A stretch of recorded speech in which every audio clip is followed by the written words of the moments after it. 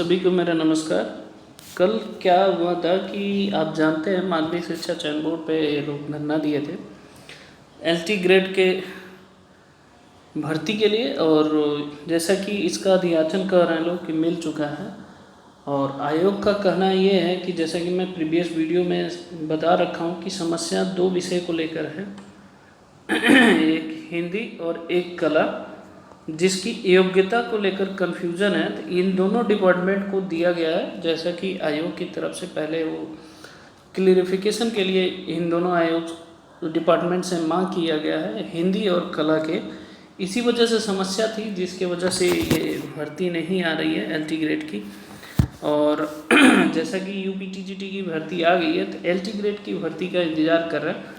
तो बिकी खान जी 20 को राजधानी में प्रदर्शन करने की मांग की है। उन्होंने चेतावनी भी दी है कि अगर 20 तारीख तक पहले अगर नहीं निकलता है एलटी ग्रेड का तो हम इसको आंदोलन करेंगे। तो प्रॉब्लम जो है वो मैंने आपको बताया कि एलटी ग्रेड की जो भर्ती विज्ञापन आ रही है वो क्यों नहीं आ रही है। अगर वो मिल जाता है तो उसको अध्याचन मिले हुए काफ़ी समय हो गया। और एक और चीज़ है, इन्होंने काफ़ी अच्छी मांग की है और होना चाहिए, जो 2018 में रिक्त पद हो गए थे, जो 2018 में जो रिक्त पद हैं उसको ऐड करके ये न्यू भर्ती निकाला जाए, जो सीटें खाली रह गई थी।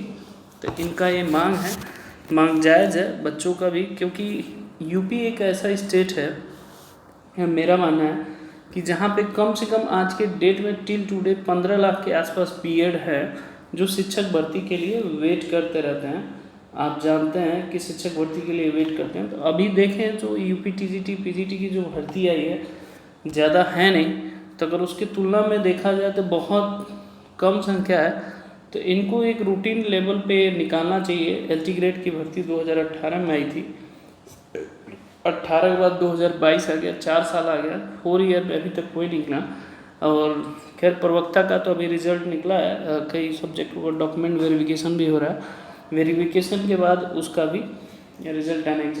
एक चीज़ और मैं देख रहा था कमेंट बॉक्स में कई लोग बच्चे कर रहे थे कि एलटी ग्रेड की वेटिंग की बात करें। वेटिंग में आयोग की मांग चल रही है, अब अभी कुछ प्रक्रिया इसमें वेटिंग अगर निकाला जाता है सिस्टमेटिक तरीके से हो जाता है, लेकिन सरकार और जो लोक सेवा आयोग है वो वहाँ पे मतलब यूपीपीसीएस है, इस पर सीरियस दिख नहीं रहा है। इसको लेके कोई एक्टिविटी चाहे कोई कुछ ऑर्डर कुछ भी आ नहीं रहा है। तो इसके लिए मेहनत करना पड़ेगा। और काफ़ी दिनों से बच्चे सब मांग भी कर रहे हैं कि इसमें भी वेटिंग पद निकाला जाए। हालांकि अभी तक ऐसा नहीं निकाला क्योंकि जीआईसी का जो रिजल्ट है उसमें वेटिंग पद नहीं है। जितने सीट थे उतने ही बच्चों को क्वालिफाई किया है। बहुत सारे बच्चों को मैं जानता हूँ जो असिस्टेंट प्रोफेसर में भी क्वालिफाइड में जो जीआईसी करना चाहिए था। वेटिंग मेरे हिसाब से जायज़ है। अगर वेटिंग आता है तो नीचे वाले बच्चों एटलीस्ट उतना नहीं देते हैं तो कम से कम 20 कैंडिडेट 10 कैंडिडेट को तो दीजिए जो क्वालिफाई कर सके बाद में। तो ये एक सबसे बड़ी खबर थी। आगे चलते हैं। देखिए जो यूपीपीसीएस का जो इस बार पेपर हुआ है उसमें अशुद्धियाँ बहुत 2 क्वेश्चनों पे हुआ है और भाषा की अशुद्धियों पे उठ रहे हैं सवाल। तो ऐसे 2 क्वेश्चनों पे हुआ है, लेकिन हालांकि इसमें कह रहा है कि 6 सवालों का गलत होने के दावा खंडन किया गया है। वहीं भाषा वैज्ञानिक पृथ्वीनाथ पांडे जी ने भी ये सामान्य हिंदी और हिंदी खंड के तहत प्रश्न पत्र पूछे गए। तो जैसा कि मैं प्रीवियस भी बता रखा था कि आयोग की तरफ से एक क्लियर आर्डर है कि इंग्लिश ही मान्य किया जाएगा, जबकि भारत के प्रधानमंत्री जो हैं वो कहते हैं कि हम अपने रीजनल लैंग्वेज की ही बढ़ावा देना चाहिए।